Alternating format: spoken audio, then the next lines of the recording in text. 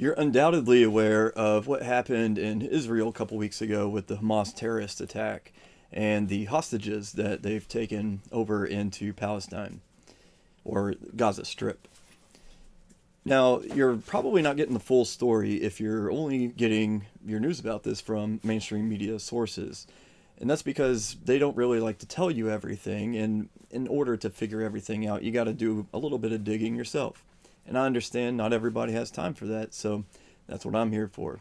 So today I'm going to tell you some things that you're probably not aware of with this conflict. And I'm going to start with the history of Israel and Palestine, and then I'll tell you why under Trump we were safe and what Biden did to, in essence, cause the ripple effects for this to go down. But either way, you're probably going to learn something, so enjoy this, hit that like button, and subscribe.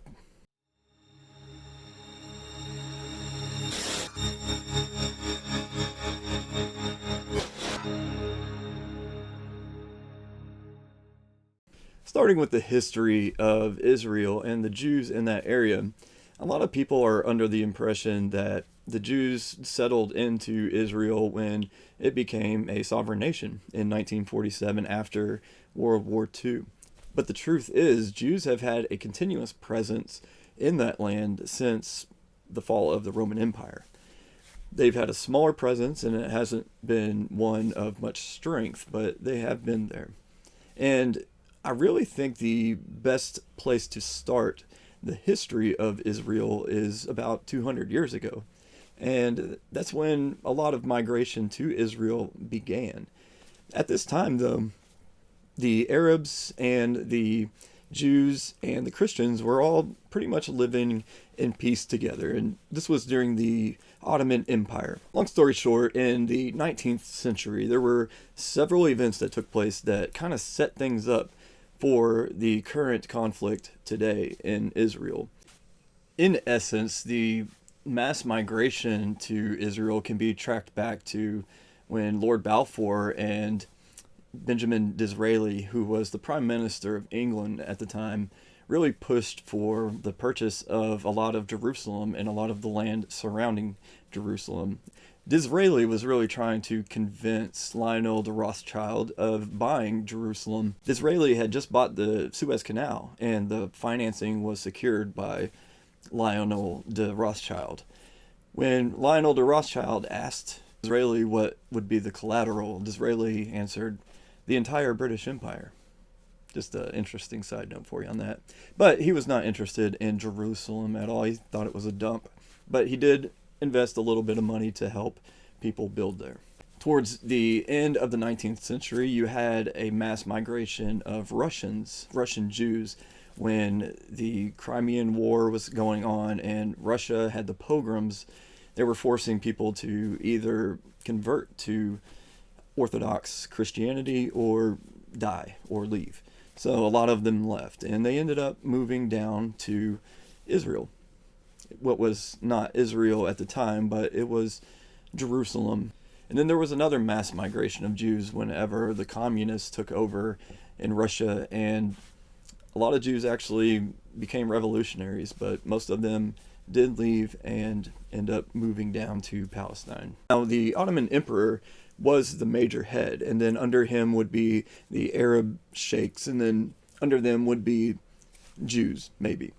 So Jews were third-class citizens, but they did get along pretty well in this environment. But World War I saw the fall of the Ottoman Empire, and things were really about to change. So the conflict didn't even really begin in the 19th century. It began in the 20th century when Britain did a little bit of double dealing, and this was before the World War I. They wanted to get the Arabs involved so that they could overthrow the Ottoman Empire. And in order to do this, they convinced a lot of Arabs that they would have control over the area once the war was over. But as the war was wrapping up, a French foreign minister and English foreign minister kind of met together and decided that they were going to figure things out on their own. And so we ended up with the Sykes-Picot Agreement. This really rubbed a lot of Arabs the wrong way because they were expecting to have sovereign control over their land there, but the British were still in control after the Sykes-Picot Agreement. That means at the end of World War II, England was still in charge and had owned what is now Palestine. So when the New World Order started splitting up and being divided up, they gave a nation to Israel. Now, Israel is a strong ally in the region. They are a democracy, and they're, for the most part, free. I don't agree with everything they do, and I feel like they have an authoritarian.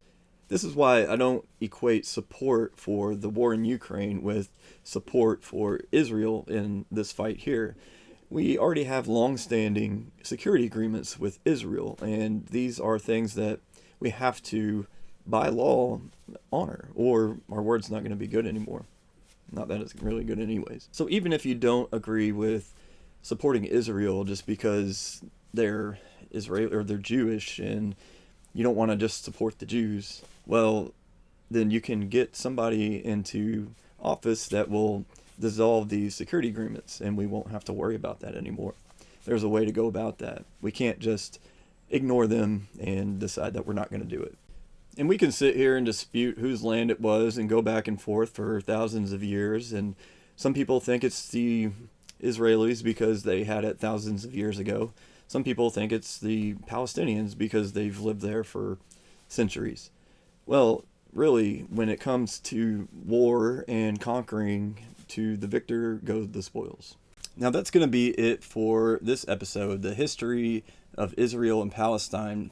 This way you have a better idea of where everything is coming from and how everything got to the way it is now. Next episode, I'm going to talk about the Trump administration and how they handled the Middle East with the Abraham Accords and how they created actual friendly ties between Israel and their Middle East neighbors.